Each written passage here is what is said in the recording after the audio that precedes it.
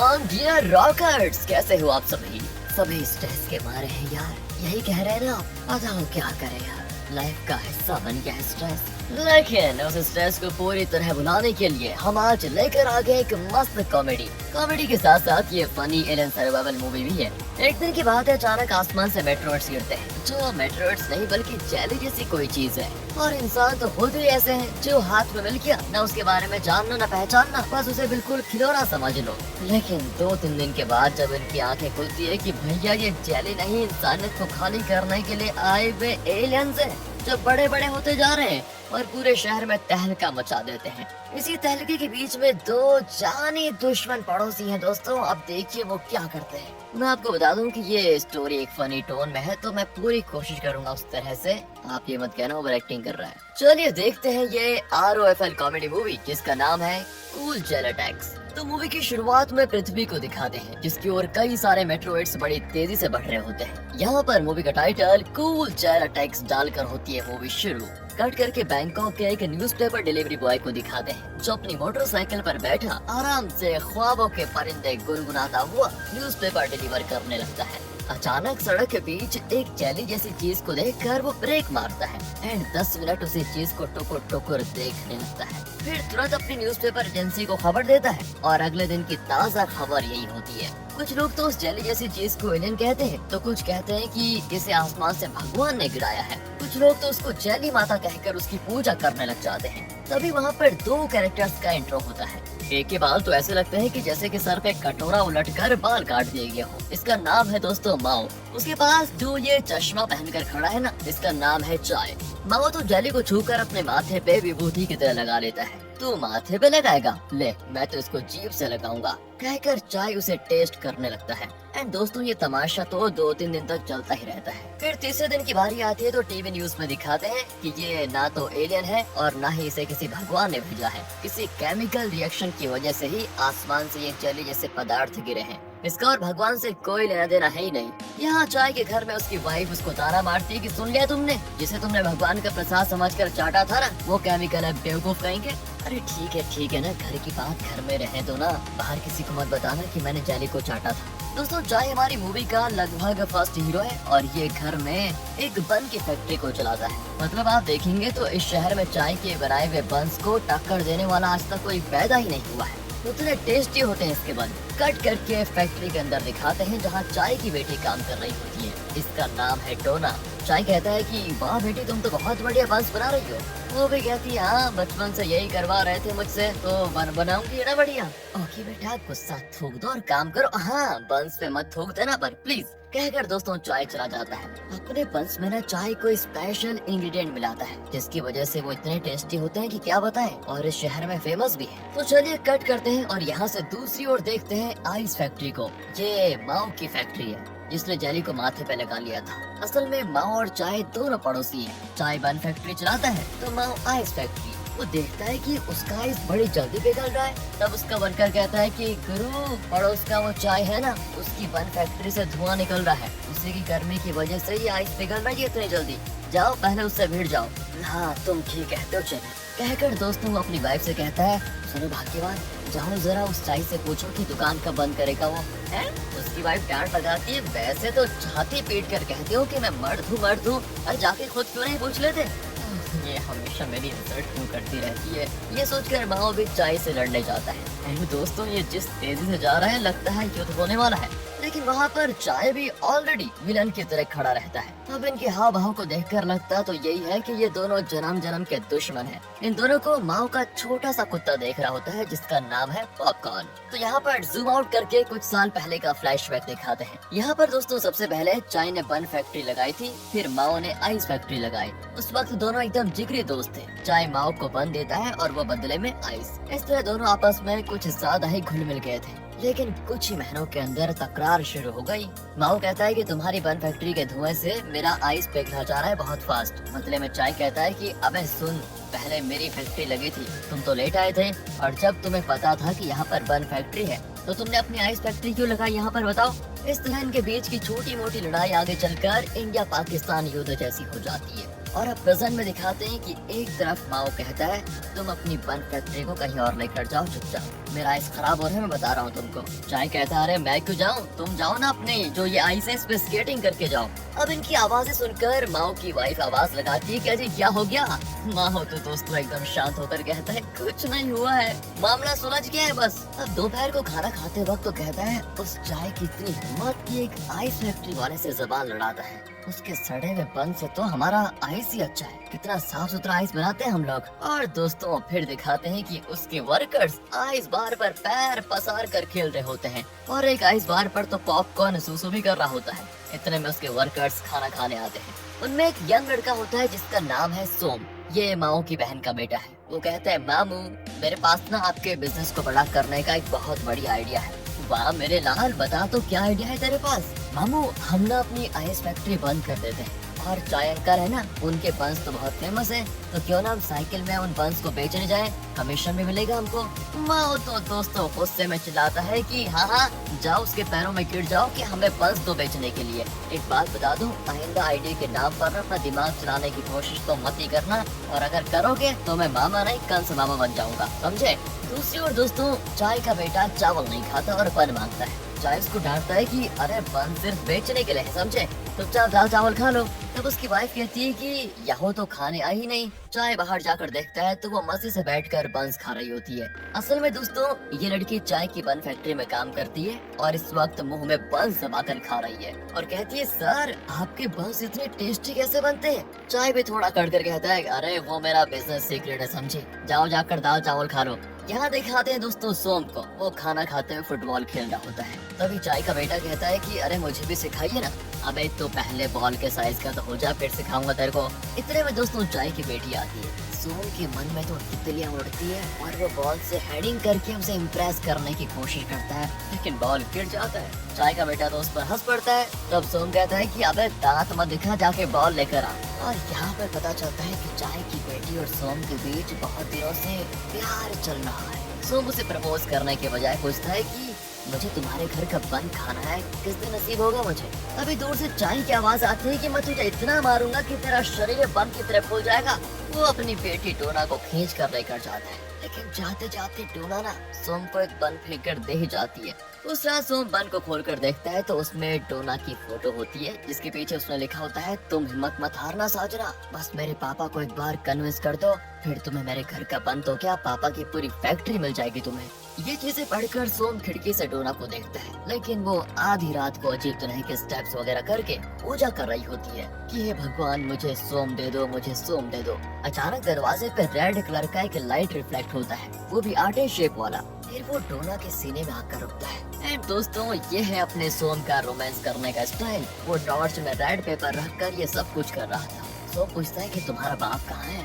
वो भी कहती है कि पापा तो सो गए, तुम आ जाओ जल्दी से। तो सोम भी फैंस टपककर चाय के घर में घुस जाता है, लेकिन चाय सोया नहीं था बल्कि अपने बन फैक्ट्री में आटे के साथ एक पिंक कलर का पाउडर मिक्स कर रहा होता है। लगता है इसी पाउडर की वजह से उसके बंस का टेस्ट इतना बढ़िया है। सोम तो हैरान रह जाता है कि इतनी रात गए ये आदमी आटे में क्या मिक्स कर रहा है। इसी बीच आसमान से एक मेट्रोइड आकर इनके घर के पास वाले एक पेड़ से टकराता है और भारी आवाज आती है। आवाज को सुनकर दोनों चिल्लाने लग जाते हैं। चाय सोम के हाथ में प्रोटेक्शन पैकेट्स देख लेता है और सोम चाय के हाथ में वो पिंक केमिकल देख लेता है। ओहो लगता है दोनों को एक दूसरे के राज पता चल गए हैं दोस्तों।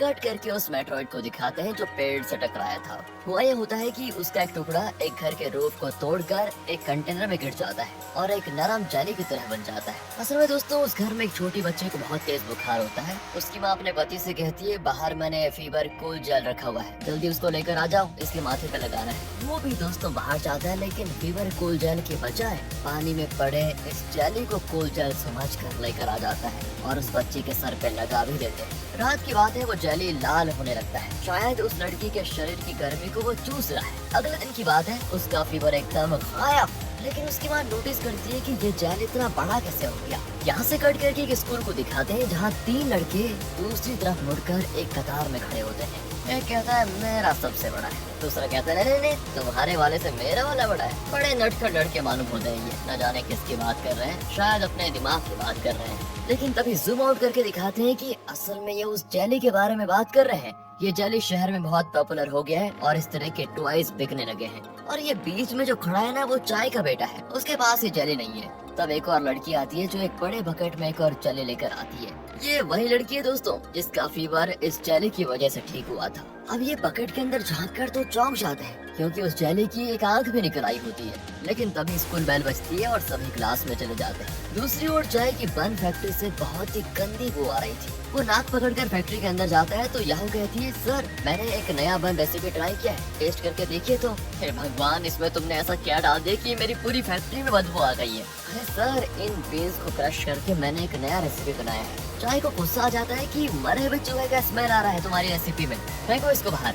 याहू दोस्तों गुस्सा हो जाती है कि सर मेरी मेहनत का मजाक मत उड़ाइए, कहकर वो उस बन को खाने भी लगती है और खुद की तारीफ भी काफी कर लेती है। सर आपको जलन हो रही होगी ना कि मैंने आपसे अच्छा बन कैसे बना लिया। चाय दोस्तों उसको डांट कर बाहर आ जाता है तो उसकी वाइफ पैसे गिन रही होती है और पूछती है कि तुम आखिर माँ से कब बात करोगे। अरे मैं उस बेकार आदमी के मुंह नहीं लगना चाहता, मुझे उससे कोई बात ही नहीं करनी। उसकी वाइफ तो उसको घूरती है और यहाँ पर पता चलता है कि इस शहर में एक डॉन है जिसने इस एरिया के कई जगहों पर अपना कब्जा करके रखा हुआ है। उसने धोखे से लोगों की जमीन वगैरह को अपने नाम कर लिया था। सिर्फ माँ और चाय के घर बचे होते हैं और वो इनको भी धमका रहा होता है कि जल्दी से जल्दी इसको मेरे नाम कर दो। इसीलिए दोस्तों चाय की वाइफ कहती है माँ से पूछो कि उसने इस मसले का क्या सोल्यूशन निकाल के रखा हुआ है, अगर बात नहीं करोगे तो कैसे काम चलेगा। हाँ ये बात भी ठीक है। ये सोचकर चाय माँ से बात करने उसके घर जाता है। अब सोम को दिखाते हैं जो बाहर आता है और कहते हैं, अरे ससुर जी आप, मुंह तोड़ दूंगा अगर मुझे ससुर कहा तो। वैसे कल मेरे घर में तुम कर क्या रहे थे? हाँ वो तो मैं बाद में बताऊंगा ससुर जी, पहले आप ये बताइए कि आप आटे में क्या मिक्स कर रहे थे। अब दोस्तों चाय की टेंशन बढ़ जाती है और कहता है, अच्छा तो तुमने देख लिया था कि मैं क्या कर रहा था। चलो वो कोई बात नहीं, लेकिन किसी को बताना मत समझे। नहीं बताऊंगा ससुर जी, लेकिन आप भी मुझसे सवाल मत कीजिए कि मैं आपके घर क्या करने आया था। अब इस पे चाय तो चिढ़ जाता है और कहता है, मुझसे जबान मत उड़ाओ और अपने मामा को बुलाओ यहाँ पर चुपचाप। सो पीछे मुड़कर आवाज देता है कि पॉपकॉर्न जल्दी आ जाओ। चाय पूछता है कि अबे मैंने तुम्हारे मामा का नाम बुलाया था, कुत्ते का नहीं। सोम कहता है, अरे दोनों में फर्क ही क्या है। इतने में दोस्तों माओ आ जाता है। चाय आया तो था उससे बात करने, लेकिन उसको देखकर न जाने चाय को क्या हो जाता है। वो एकदम रफ होने की कोशिश करता है और कहता है, अच्छा तो मुझे काटना चाहते हो, तो काट के दिखाओ। वो भी काटने की एक्टिंग करता है तो चाय डर कर कहता है, अरे मैं तो बात करने आया था भाई, तुम तो सच में गुस्सा हो गए। इस तरह दोनों की बहस यहाँ पर खत्म होती है। चाय कहता है कि तुम्हें पता है उस गैंगस्टर साहब ने आसपास की पूरी जगह खरीद ली है और लगता है कोई मॉल बनाने वाला है और अब वो हमें भी यहाँ से हटाने की कोशिश करेगा, हमें बस डट कर खड़ा रहना होगा। हाँ यार तू ठीक कहता है, हमें कुछ करना ही पड़ेगा। लेकिन दोस्तों अचानक पता नहीं क्या होता है, फिर बेवजह इनका झगड़ा शुरू हो जाता है। इसी बीच पॉपकॉर्न उस पेड़ के पास आराम से सुसु करने लगता है जिस पर रात को ना मेट्रोइड गिरा था। उसी पर मेट्रोइड का दूसरा टुकड़ा पेड़ के ऊपर गिरा था, पर अब वो एक जाली की तरह बन गया था। लगता है उसे गर्मी की जरूरत है जिंदा रहने के लिए। वो पॉपकॉर्न की सुसु को देखता है और शायद उसे अच्छा लगता है कि वो गर्म होगा, वो सीधे सुसु पर गिर जाता है। लेकिन तभी पॉपकॉर्न वहाँ जाकर जेली को सूंघने लगता है, कुत्तों की आदत। अब जेली को सुसु से ज्यादा पॉपकॉर्न का मुंह गर्म लगता है, वो झट से पॉपकॉर्न के मुंह में घुस जाता है। यहाँ दिखाते हैं सोम और डोना का रोमांस चल रहा है और तभी पॉपकॉर्न वहाँ पर आ जाता है। अब डोना सोम को जलाने के लिए पॉपकॉर्न को किस करना चाहती है, तभी पॉपकॉर्न के मुंह में जो जेली था वो डोना के मुंह में घुसने वाला होता है कि एहन वक्त पर सोम पॉपकॉर्न को उठाकर दूसरी ओर रख देता है। एक बात बताओ, तुम कुत्ते को किस दोगी क्या और मुझे नहीं दोगी, कहकर वो डोना को किस करने जाता है। लेकिन तभी हॉर्न बज जाता है। अरे अरे कौन आ गया यार, कबाब में हड्डी। हॉर्न बजाया था गैंगस्टर सैम ने। उसको देखकर डोना घबराकर तुरंत जाकर अपने पापा को बताती है सैम आ गया। चाय बाहर जाता है और इसी बीच बाहर बैठे डॉन के पास पॉपकॉर्न चला जाता है।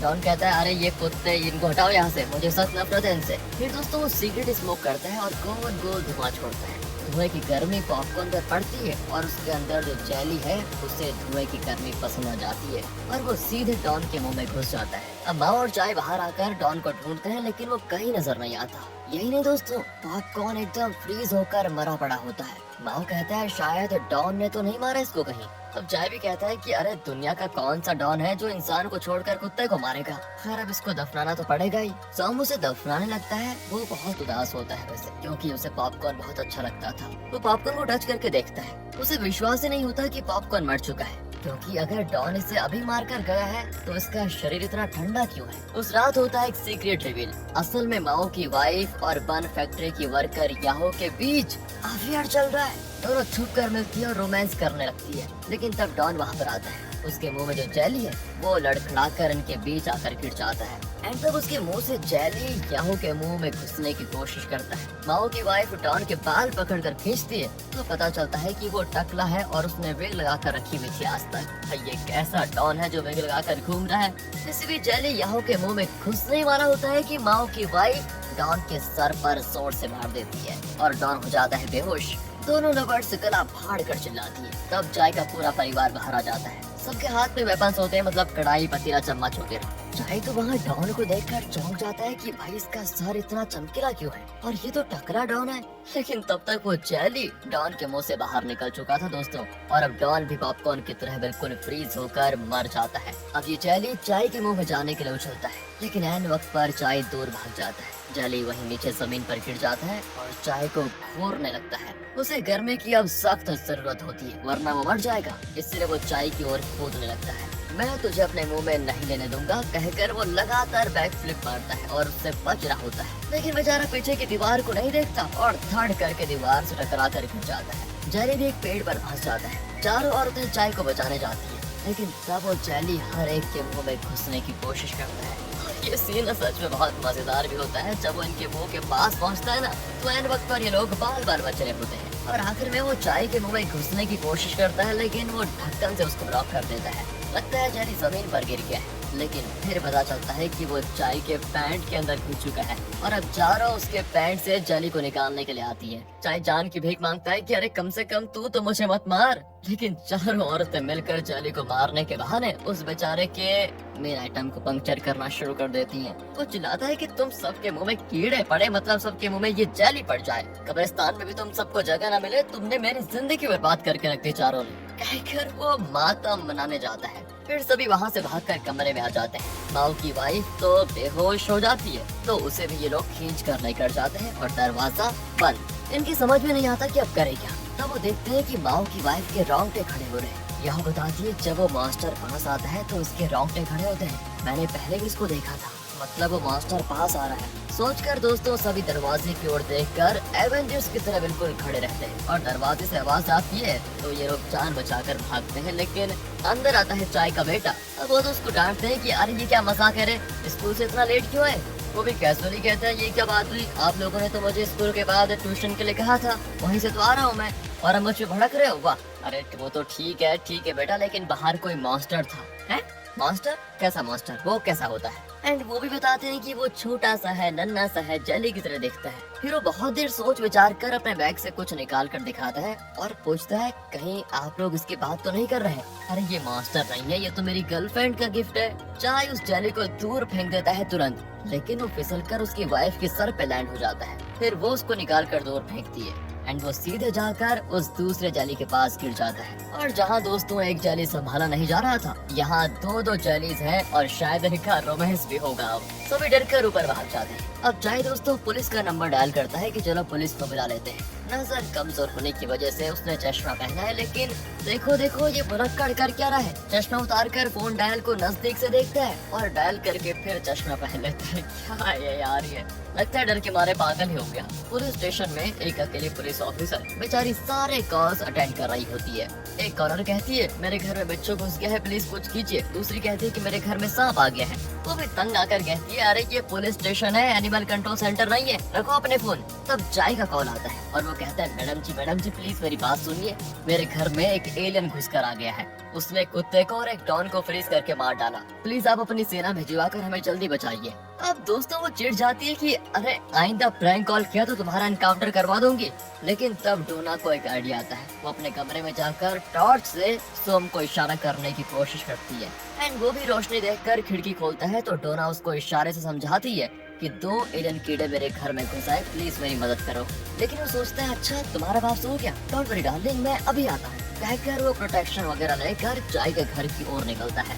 डोना तंग आ जाती है कि इस गधे को कुछ और आता नहीं है क्या। जब देखो प्रोटेक्शन लेकर आ जाता है, तब वहाँ पर डॉन का भाई अपने आदमियों को लेकर आता है। उसके साथ सनी नाम की एक ट्रांसजेंडर भी होती है। ये भी डॉन का भाई था जो अब बहन बन गई है। डॉन का भाई कहता है कि तुम्हें पता है, जिस दिन से ये डॉन बना था उस दिन से हमारी परेशानियां शुरू हो गई। जब देखो घर से बाहर जाकर गुम हो जाता है, फिर हमें इसको ढूंढना पड़ता है। अब सनी कहती है कि वो मेरा भाई ये समझे, उसके बारे में ऐसा मत कहो, चलो उसको ढूंढते हैं। कहकर वो अपने भाई को ढूंढने जाते ही हैं और सीधा माओ के आइस फैक्ट्री पहुंच जाते हैं। ये बहुत ही खतरनाक गैंगस्टर मूवी वाला सीन लगता है दोस्तों, लेकिन जरा देखिए क्या होता है। माओ भारी आवाज में पूछता है, अरे तुम्हें क्या चाहिए हैं? दोनों का भाई एक बड़ी लकड़ी उठाकर टेबल पर रखकर कहता है, अगर मैं तुम्हें इससे मारूं तो कम से कम 10 स्टिचेस लगेंगे तुम्हारी बॉडी में, कैसा लगेगा तुम्हें है? इस पर देखिए माओ एक बड़ा चाकू निकाल कर टेबल को खोदता है और कहता है कि तुम्हें पता है, अगर इससे मैं मारूंगा तो 10 लाशें गिरेंगी। अब डॉन का भाई एक टिंगू सा पिस्टल निकाल कर दिखाता है। इसके बदले में माओ एक बहुत बड़ा गन निकाल लेता है। डॉन का भाई कहता है कि ओके माना कि मेरी गन तुम्हारी गन से बड़ी है। फिर दोस्तों वो एक हैंड ग्रेनेड निकालता है एंड इस पर माओ एक टाइम बम उसके हाथ में बांध देता है। अब डॉन का भाई चिढ़ जाता है कि तूने अपने आप को समझ के क्या रखा है बे? डॉन मैं हूँ या तू है? और मेरा भाई कहाँ पर है, मुझे चुपचाप बता दे। अब दोस्तों माओ ने एकदम विलन के टोन में कहता है, तेरा भाई इस गन फैक्ट्री में होगा, जाकर लेके आ जा और तुरंत फुट यहाँ से। मतलब दोस्तों वो डॉन के भाई को खूब चिढ़ाता है। दूसरी ओर चाय के घर में सभी ऊपर डोना के कमरे में होते हैं। किचन के सारे बर्तनों को वेपन्स की तरह उठाकर खड़े होते हैं। अचानक चाय के कंधे पर कुछ लगता है। वो घबराकर हवा में चाकू चलाने लग जाता है। अचानक होता यह है कि चाकू हैंडल से अलग होकर चाय की वाइफ के सर पर लगते लगते रह जाता है। वो रोने लग जाती है कि कितने दिनों से मुझे खत्म करने का प्लान बना रहे थे तुम्हें। अरे नहीं रे नहीं, मैं ऐसा क्यों करूँगा, सच में मेरी पीठ पर कुछ लगा था। तब दोस्तों सोम सबको डरा देता है, इसी ने चाय के कंधे पर हाथ रखा था। अब सोम तो डार्लिंग करके डोना को बुलाता है, तो चाय गुस्से में उसको अपना पैर दिखाकर कहता है, ये तेरी डार्लिंग, तुम्हें कोई और काम नहीं है क्या, जब देखो मेरी बेटी के पीछे पड़े रहते हो। असल में दोस्तों डोना ने इसे मदद करने के लिए यहाँ पर बुलाया था और वो पूछती है, तुम अपने पापा को साथ लेकर आए क्या? वो भी कह देता है कि अरे ये मेरा और तुम्हारा प्राइवेट मैटर है, इसमें मेरे पापा क्या करेंगे? तब चाय बताता है कि बेवकूफ हो तुम, यहाँ पर तो एलियन कीड़े घूम रहे हैं, इसीलिए मदद के लिए बुलाया था मेरी बेटी ने तुम्हें। अब दोस्तों ये सुनकर वो जोश में आ जाता है कि मेरे ससुर के घर में घुसने की किसी कीड़े की हिम्मत कैसे हुई। कहकर वो शूज निकाल कर कीड़े को मारने जाता है। चाय भी उसे रोककर कहता है कि बेटा ओवर एक्टिंग मत कर, तेरे से कुछ नहीं होगा, चुपचाप बैठ जा। कट करके बन फैक्ट्री को दिखाते हैं, जहाँ पर सनी और उसका भाई अपने भाई डॉन को ढूंढ रहे होते हैं। तभी यहाँ का बनाया हुआ बदबूदार बन सनी के हाथ लगता है और वो उसे उठाकर खाने लगती है और कहती है कि वाह क्या टेस्ट है इसका। तभी एक जेली दोस्तों इनको घूरने लगता है। अब इससे पहले कि वो बच निकलते हैं, दोनों जेलीस मिलकर इन्हें खूब नचाते हैं। जेली तो सनी के पीछे पड़ जाता है। उससे बचने के लिए सनी फ्रीजर बॉक्स के अंदर चली जाती है।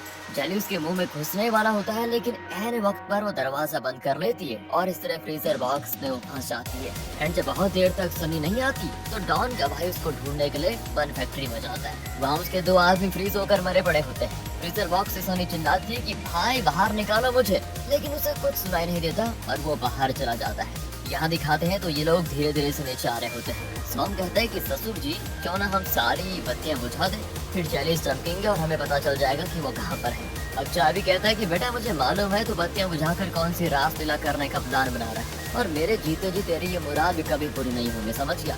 लेकिन दोस्तों अचानक में सच में सारी बत्तियां बुझ जाती है। तभी चाय की वाइफ टॉर्च लेकर कहती है कि बत्तियां मैंने बुझाई थी डार्लिंग। वाह मेरी धर्म पत्नी, तुमने बहुत बढ़िया काम कर दिया। इसी बीच दोस्तों उनको एक जेली देखता है। सभी डरे सहमे उनकी ओर बढ़ते हैं। डोना बिना डरे उसके पास जाती है। चाय उसे रोकने की कोशिश करता है कि मत जाओ वो जेली है, लेकिन वो जाकर टेबल पर पड़ा एक क्रेडिट कार्ड निकालती है जो अंधेरे में ग्लो करता है। यहाँ जान दांव पर लगी है और इसे क्रेडिट कार्ड की पड़ी है, बताओ। ये सोचकर सभी जेली को ढूंढने लग जाते हैं। अचानक भारी आवाज आने लगती है। जब वो मुड़ते हैं तो वो 2 छोटे जेलीज अब बड़े मॉन्स्टर्स बन चुके हैं। सभी जान हथेली में लेकर भाग खड़े होते हैं, लेकिन बाहर याहू छत पर अपनी डार्लिंग यानी माओ की वाइफ को उठाकर खड़ी होती है जो कि बेहोश थी। अब ये लोग चिल्लाते हैं कि अरे हम वहाँ नहीं आएंगे, तुम भगवान के नाम को लेकर उसको फेंक दो, हम पकड़ लेंगे। तब मायो की वाइफ को होश आता है और वो पूछती है मैं कहाँ हूँ।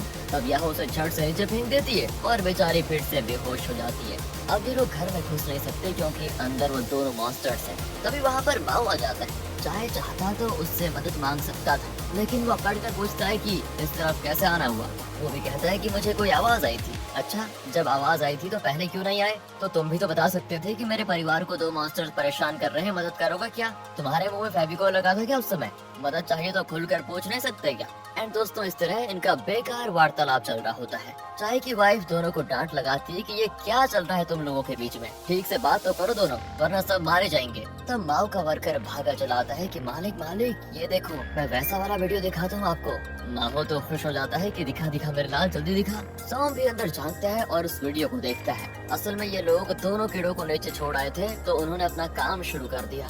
मालिक, दोनों कीड़े छोटे थे, फिर उनके बीच कुछ ऐसा हुआ और अचानक बड़े होने लग गए। फिर वो ढेर सारे अंडे देने लगे, वो भी टेनिस बॉल की सर्विस की तरह स्मैश कर कर करके। अब वो रियलाइज करते हैं कि 2 जेलीज ने इतने जेलीज को निकाल दिया, तो सोचो अगर वो जेलीज भी आपस में कुछ करेंगे तो कितने जेलीज आएंगे बाहर और पूरे शहर को मिटा देंगे। ये सोचते हैं कि हमें किसी भी तरह इन सबको मारना होगा। तो दोस्तों, माओ अपनी गन उठाकर कहता है कि अब मैं उन जेलीज का यमराज हूँ। तो हम गन छीन कर कहता है कि मामू तुम बूढ़े हो, उन्हें तो मैं खत्म कर दूंगा, टेंशन मत लो। कहकर वो हीरो की तरह पोज करने लगता है। एंड तब चाय उसके सर पर मारकर गन छीन लेता है। एंड उसके हाथ से फिर से माओ गन छीन कर कहता है कि गन मेरा है, शूट भी मैं ही करूंगा। इस तरह ये लोग यहाँ गन से खेलने लग जाते हैं। तो चाय की वाइफ उसके सर पे मारकर डांटती है कि पिक्चर सिर्फ 1.5 घंटे की है, जल्दी फैसला करो। एंड अब वो अलग अलग वेपन्स लेकर बन फैक्ट्री के अंदर घुस जाते हैं। वहाँ सारे बस बिखरे पड़े होते हैं। तब माओ की वाइफ जो बेहोश है, उसके रोंगटे खड़े होने लग जाते हैं। लगता है उसने आसपास कीड़ों को सेंस कर लिया है। तभी चाय के बेटे को भूख लगती है और वो एक बन उठाकर खाने जाता है, पर चाय उसे छीन लेता है क्योंकि ये उसके बनाए हुए बंस की तरह बिल्कुल नहीं होते। वो बन को दबाता है तो पता चलता है कि ये उन एलियन कीड़ों के अंडे हैं। अगर इतने सारे अंडों से बच्चे निकल गए तो जिंदा नहीं बच पाएंगे, सबको बिचका दो। कहकर वो पैरों तले अंडों को मसलने की कोशिश करते हैं, लेकिन अंडे टूटते ही नहीं। इसी बीच माओ की वाइफ के रोंगटे ही नहीं बल्कि सर के बाल भी खड़े हो जाते हैं।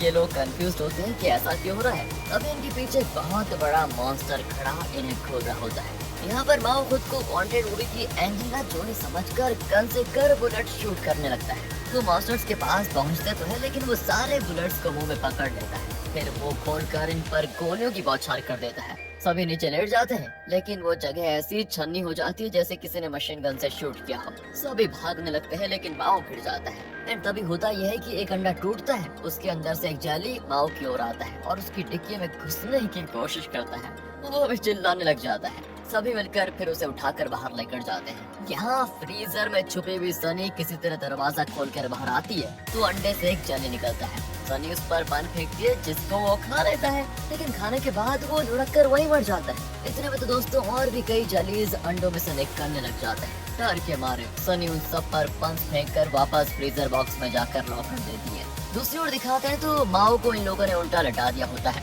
वो रोता है कि अबे मेरा मुंह क्या देख रहे हो, जल्दी निकालो उसको वरना अंदर चला जाएगा। अब दोस्तों चाय एक रॉड उठाता है और जेली को ऐसे मार कर हटाता है जैसे कि वो गोल्फ बॉल हो, लेकिन जेली मरता नहीं बल्कि रॉड से चिपक कर चाय को घूरने लगता है। चाय भी टेंशन में मुंह खोल के चिल्लाता है तो वो सीधे चाय के मुंह में घुस जाता है। अचानक चाय का बेटा उल्टी करने लगता है। अब वो घबरा जाते हैं कि बेटा तुम्हें क्या हुआ।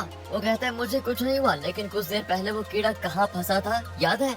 यही सोचकर मुझे उल्टी आ रही है। ये सुनकर दोस्तों सभी को उल्टी आना शुरू हो जाती है। चाय तो चिल्लाता है कि उल्टी बाद में कर लेना, पहले मुझे बचाओ। अब माओ हाथ में रॉड ले लेता है और कहता है तुमने मेरी डिक्की में गोल्फ खेला था ना, अब देखो मैं तुम्हारे मुंह में क्या खेलता हूँ। माओ मारने के लिए तैयार होता है, लेकिन चाय ठहरा एक नंबर का कॉमेडियन वो हाथ से जाली को मुंह से निकाल लेता है और माओ से कहता है कि प्लीज यार कैसे भी करके मुझे बचा ले। कहकर वो फिर जाली को मुंह में रख लेते हैं। अब सभी माथा पेटते हैं कि यार ये लॉलीपॉप समझिएगा तुमने इसको जो फिर से मुंह में रख लिया, बेवकूफ कहीं के।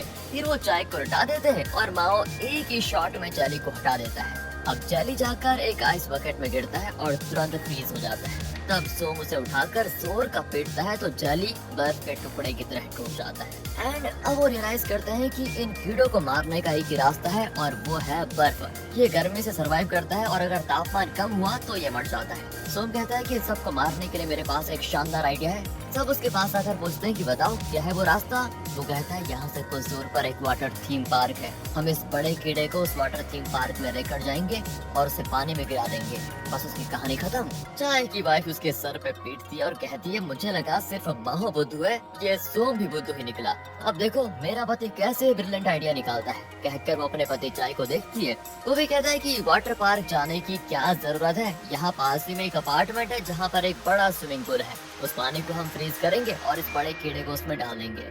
इस पर चाय की वाइफ दोनों को मारती है कि तुम सबका दिमाग खास करने गया है क्या? अरे गधों, जिस जगह तुम खड़े हो ना वो खुद आइस फैक्ट्री है, इससे अच्छी जगह कहाँ मिलेगी उस कीड़े को मारने की। हाँ, बात तो भाभी ने ठीक की है। ये कहकर माओ रेडी हो जाता है। इंस्पिरेशनल म्यूजिक बजता है और सभी बड़े जोश के साथ स्टेप्स वगैरह करके काम पे लग जाते हैं और एक बड़े टैंक के पानी को फ्रीज करने की कोशिश करते हैं। बिल्कुल एवेंजर्स की तरह खड़े होकर डांस वगैरह भी करने लग जाते हैं। लेकिन तब चाय कहता है कि ये सब तो ठीक है मेरे शेरों, लेकिन किसी को तो अपनी जान की कुर्बानी देनी पड़ेगी, किसी को जाकर उस कीड़े को यहाँ लाना ही तो पड़ेगा।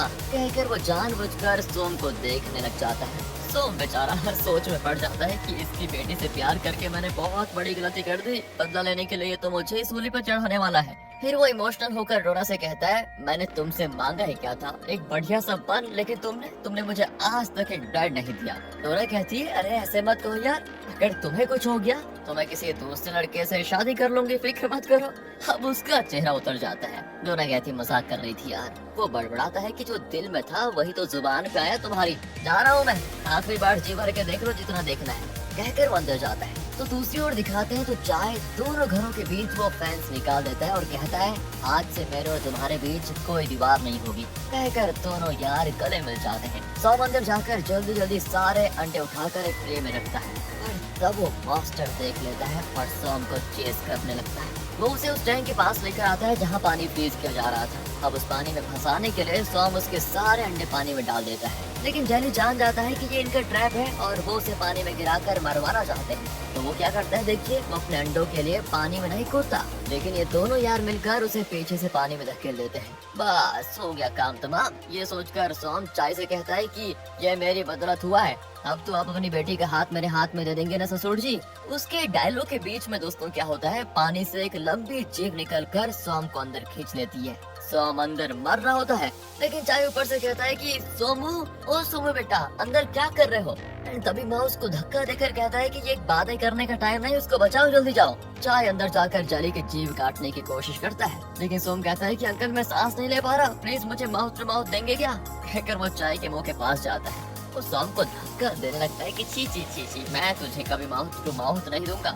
इतने में दोस्तों डोरा अंदर कूद पड़ती है और वो सोम को सांस लेने में मदद करती है, लेकिन चाय इस वक्त भी अपनी बेटी को उससे अलग करने की ही कोशिश में लगा होता है। इसी बीच पानी फ्रीज होना शुरू हो जाता है, जिस वजह से जेली सोम को छोड़ देता है और सभी बचकर बाहर आ जाते हैं। चाय सोम को काफी सुनाता है कि मेरी आंखों के सामने मेरी बेटी को किस कर रहे थे तुम। सोम भी कहता है कि क्या सर, मैंने आप सबकी जान बचाने के लिए कितना रिस्क लिया, एक किस तो बनता ही है। एंड तभी वहाँ पर एक छोटा जेली आ जाता है और चाय के बेटे के मुंह में जाने वाला होता है। उसे बचाने के लिए याहो बीच में आ जाती है और वो उसके मुंह में चला जाता है। वो तो ऑन द स्पॉट गिर जाती है। सब मातम मनाने लग जाते हैं कि इतनी छोटी उम्र में चली गई बेचारी। दूसरी ओर डॉन का भाई वन फैक्ट्री में आग लगा देता है, क्योंकि उसे लगता है कि इन लोगों ने उसके भाई यानी डॉन को मार डाला। यहाँ दोस्तों अचानक यहाँ उठकर उल्टी करने लगती है, उसके अंदर से मरे हुए कीड़े निकलते हैं। अब पता है ये लोग क्या समझते हैं? ये लोग समझते हैं कि शायद इसके सड़े हुए रेसिपी की वजह से ये कीड़े मर रहे हैं। इतने में चाय के घर को जलते हुए देखकर सभी उधर को भागते हैं, लेकिन जाते वक्त फ्रीजर को ऑफ करके चले जाते हैं और जैसे तापमान बढ़ता है वैसे ही वो बड़ा जेली आंखें खोल देता है। यहाँ से कट करके सनी को दिखाते हैं जो फ्रीजर बॉक्स से बाहर आ चुकी है। अब ये लोग कंफ्यूज होते हैं कि वन फैक्ट्री में आग किसने लगाई। डॉन का भाई दो नए गुंडों के साथ वहाँ पर खड़ा होता है कि मैंने आग लगाई। ये लोग भी बताते हैं कि तुम बेकार में हमसे बदला ले रहे हो, तुम्हारे भाई को हमने नहीं, दो बड़े एलियन कीड़ों ने मारा है। ये सुनकर वो खूब हंसते हैं कि अच्छा, हमें उल्लू समझ के रखा हुआ है क्या तुमने? एलियन तो सिर्फ अमेरिका के न्यूयॉर्क, कैलिफोर्निया जैसी बड़ी जगहों में होते हैं, अपने लोकल में कभी नहीं आते वो, समझे? पर दोस्तों इतने में पीछे से वो बड़ा जेली आ जाता है और तीनों को निगलने लग जाता है। पर डॉन के भाई के हाथ में ग्रेनेड होता है जिसे माओ छीन लेता है। वो उसे जेली पर फेंक कर उसका खात्मा करना चाहता है एंड वो ग्रेनेड का सेफ्टी लीवर निकालने की जैसे कोशिश करता है तो वो निकालते रहे, क्योंकि वो ग्रेनेड नहीं एक डमी टॉय था। अब वो कीड़ा माओ के मुंह पे उल्टी कर देता है। इतने में सनी वहाँ पर आ जाती है और वो बताती है कि मैंने जेलिस को बंस कराए थे और वो सारे मारे गए। शायद समझता है कि कीड़े बंस की वजह से नहीं, बल्कि याहो ने अपना जो बदबूदार रेसिपी बनाया था उसमें किसी इंग्रेडिएंट की वजह से जेली को एलर्जी हो रही है और वो मर रहे हैं। फिर क्या था दोस्तों, वो एक एक करके सारे इंग्रेडिएंट्स जेली पर फेंकते हैं पहले तो चाय पालक फेंकता है, लेकिन उसे खाकर चाय के मुंह पे ही वो उल्टी कर देता है। फिर वो एक एक करके हर इंग्रेडिएंट फेंकते हैं, लेकिन वो हर बार उस इंग्रेडिएंट को खाकर उसी के मुंह पे उल्टी कर देता है जिसने इंग्रेडिएंट फेंका होता है। तभी सोम को सोचता है कि शायद जलीस बदबूदार रेसिपी से नहीं, बल्कि ससुर जी जो स्पेशल केमिकल मिलाते हैं ना, उससे बनेंगे। तो वो उस केमिकल पाउडर को लेकर चाय की वाइफ को देता है और कहता है, सासू माँ जब मैं बोलूँ तब उसके मुंह पे फेंक देना। वो भी ठीक मुंह में डाल देती है और उस शानदार शॉट में वो सीधे जली के मुंह के अंदर चला जाता है। जली कुछ देर कंफ्यूज होकर टुकुर टुकुर देखता है कि ये मैं क्या निकल गया, लेकिन जल्दी वो एकदम चिपचिपा होकर गल जाता है और पानी की तरह जमीन पर गिर जाता है। सभी झूमने लग जाते हैं कि हमने जाली को मार डाला। कट करके अगली सुबह दिखाते हैं तो सब कल रात की अनहोनी से बचने के बाद बहुत थके हुए होते हैं। नोरा सोम से पूछती है कि कल रात तुम पैकेट में क्या लेकर आए थे जो तुमने जली के मुंह में फेंका था। तब चाय आकर कहता है कि अरे उससे मत पूछो बेटा, वो नहीं बताएगा बेचारा। असल में मैं अपने बंस में बोरेक्स नाम का केमिकल मिक्स करता था, उसी की वजह से हमारे बंस इतने टेस्टी होते थे। सभी एकदम शौक होकर देखते हैं। सॉरी बेटा, आगे से मैं वो केमिकल नहीं यूज करूंगा। तो बाहर दिखाते हैं कि वो पुलिस ऑफिसर अपने असिस्टेंट के साथ शायद डॉन को पकड़ने आई। वो बंस के खुशबू से खींचे चले जाते हैं और अंदर आकर वो एक बन उठा भी लेती है। असल में ये बन नहीं, उस जेली का अंडा है। तब चाय आकर कहता है कि मैडम वो कोई बन नहीं, एलियन का अंडा है। अच्छा, एलियन का अंडा? ओहो, तो तुमने ही पुलिस स्टेशन में कॉल करके प्रैंक किया था कि एलियन कीड़ा घर में घुसा है, सही है ना? अगर ये एलियन का अंडा है तो मेरा पति भी कुछ कम नहीं है, समझे? पत्थर को भी हजम कर जाता है वो। कहकर वो अंडे को मुंह के पास लेकर आती है तो अचानक अंडा टूटकर वो कीड़ा उसके मुंह में चला जाता है। अब चाय कहता है कि जाओ जाओ कोई रॉड लेकर आ जाओ, इसके मुंह से जेली को निकालना पड़ेगा। सोम कहता है कि रॉड से काम नहीं चलेगा ससुर जी, ये टॉयलेट ब्लॉक निकालने का पंप है, इससे निकल जाएगा आराम से। कहकर वो उसके मुंह से जेली को पंप करके निकालने की कोशिश करते हैं, लेकिन वो निकलता नहीं। अब वो उस पुलिस ऑफिसर को उल्टा लटाकर उसके पेट पर कूदने लगते हैं। तब जाकर वो कीड़ा बाहर निकलता है। तभी उसके ऊपर पानी जैसा कुछ गिरता है और वो सिकुड़ कर मर जाता है। चाय की वाइफ और उसकी बेटी बोरेक्स का स्प्रे बना कर लाई थी, जिसे स्प्रे करने से ही जेली मारा गया। अरे मेरी जान, तुम तो बहुत स्मार्ट निकली। कहकर वो डोना के साथ खेलने लग जाता है तो चाय कहता है, तेरा परफॉर्मेंस कुछ ज्यादा ही नहीं हो रहा, चुप हो जा चुपचाप। और दोस्तों, अब ये लोग पूरे शहर में ये बात फैला देते हैं कि बोरेक्स से ये एलियन कीड़े मर जाते हैं। सभी इसी तरह जेलीज को मारने लगते हैं। कुछ दिन के बाद दिखाते हैं कि चाय का बंस का बिजनेस धीरा चलता है, क्योंकि बोरेक्स मिक्स न करने से बंस का टेस्ट उतना खास नहीं होता और बहुत कम लोग खरीदते हैं। लेकिन अब माँ और चाय की फिर से अच्छी दोस्ती हो गई है। बाहर सोम डोना को एक नए मेथड से प्रपोज करता है। वो बर्फ के अंदर अंगूठी रखकर उसे शादी के लिए प्रपोज करता है और कहता है, बर्फ पिघलने तक का टाइम है हमारे पास, उसके अंदर हाँ या ना बोल दो तुम चुपचाप। डोना हंसकर उसे पानी के अंदर डाल देती है, लेकिन एक हाथ उसे पकड़ लेता है। ये हाथ होता है चाय का। वो कहता है कि अगर ये पिघलेगा तभी तो तेरी शादी होगी ना, और जब तक मैं जिंदा रहूंगा तब तक तू वर्जिन ही रहेगा। कहकर अंगूठी वाले बर्फ के टुकड़े को ले जाकर फ्रीजर में रख देता है। ये देखकर बाकी के लोग हंस पड़ते हैं और इसी के साथ ये मूवी यहाँ पर खत्म होती है। कहानी सिंपल सी है लेकिन मजा आ गया है ना। इस तरह की और मूवीज लाने के लिए हम कोशिश करेंगे, लेकिन आप अपने व्यूज और कमेंट्स बता दीजिए किस तरह